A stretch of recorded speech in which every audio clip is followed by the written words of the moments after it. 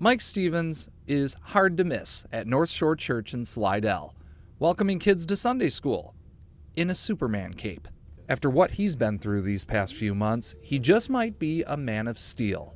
His wife Jessie can attest to that.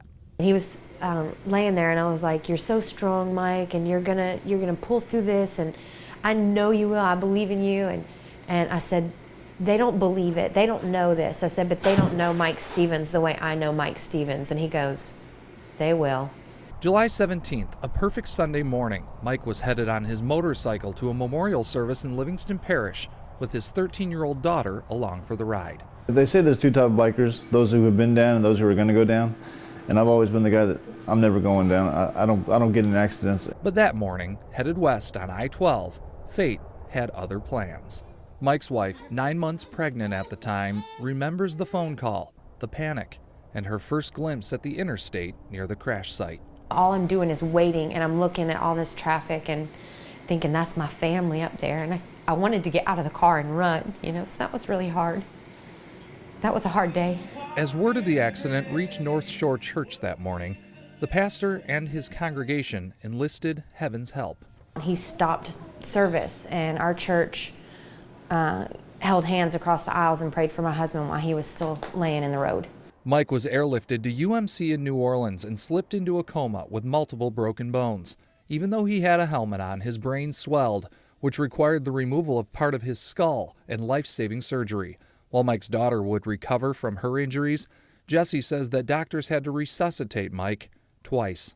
I still can see it. And, the way the machine was breathing so hard for him, his body was, jerking every time it was pushing air into his lungs. And, I didn't know at that point if I was going to get Mike back. And she didn't know if Mike would ever meet their new daughter. Jessie delivered a baby girl just days after the crash, while Mike was still in a coma. And even though he would soon regain consciousness, at the time he couldn't even remember that we had been pregnant. So that was really hard too. It's been some hard stuff, but out of all of that, a lot of good has come. Good from the depths of despair, and what can only be described as a miracle. Mike slowly improved, regaining movement, thinking clearly, talking, his recovery aided by time and rehabilitation.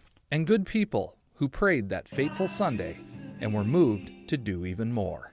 The ladies of our church provided meals every night for just over 2 months. Like for a week after he came home, they were still giving us dinners so that I could do other things to take care of my family. A group of guys from their church kept up the yard, mowing the grass, and when the Stevens house flooded over the summer, some of the same folks came over with shop vacs, got on their hands and knees, and installed a brand new floor, no questions asked. When tragedy strikes, without that village, I don't know how we could have done it, how I could have managed,